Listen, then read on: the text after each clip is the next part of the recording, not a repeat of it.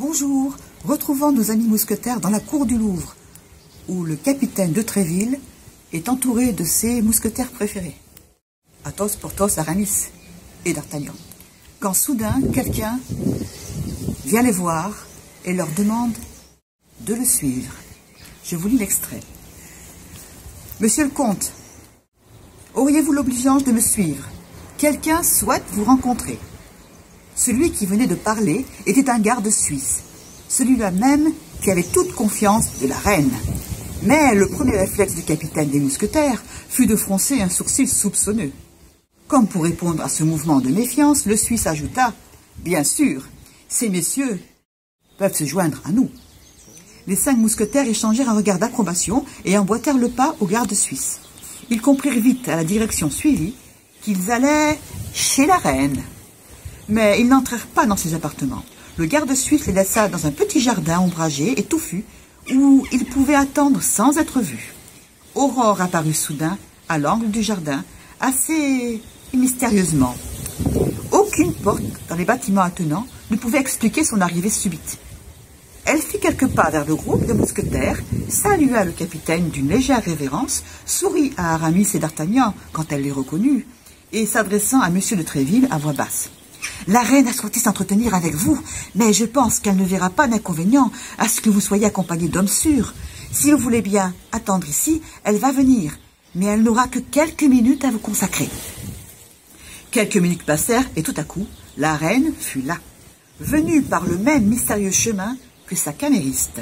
Les 5 hommes restèrent muets de surprise et s'inclinèrent jusqu'à terre. La reine était toujours belle. Il émanait de sa personne une certaine majesté. Et dans une robe de cour ordinaire, au milieu d'une foule de courtisans, elle était toujours la reine, même sans porter de couronne. Ses yeux étaient à la fois mélancoliques et attentifs. Ses mains, qui étaient blanches et belles, tenaient une lettre cachetée. « Comte de Tréville, relevez-vous et venez marcher à mes côtés, car j'ai à vous entretenir d'un sujet important, sur lequel j'aimerais connaître votre avis. » La reine et le capitaine des mousquetaires firent quelques pas dans l'allée, tandis que l'escorte se contentait de rester en retrait, surveillant les alentours. L'entretien fut bref, mais instructif, à en juger par l'expression de stupéfaction, puis de gravité, qui passa furtivement sur le visage du capitaine. D'abord, le mousquetaire écouta la reine, qui parlait très bas, et semblait craindre d'être entendue.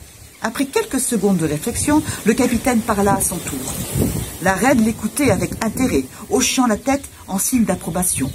Elle parut rassurée par cet entretien, offrit sa main à l'officier, qui l'effleura à peine en s'inclinant respectueusement. Puis elle disparut aussi mystérieusement qu'elle était apparue. « Il y a un truc », grommela Porthos. Mais ses camarades lui firent signe de se taire, les yeux rivés sur Tréville. L'entretien avait duré moins de 5 minutes, et déjà Aurore leur montrait la porte de sortie. « Suivant cette jeune personne, dit le capitaine, il ne faut pas moisir ici. Rentrons au Colombier.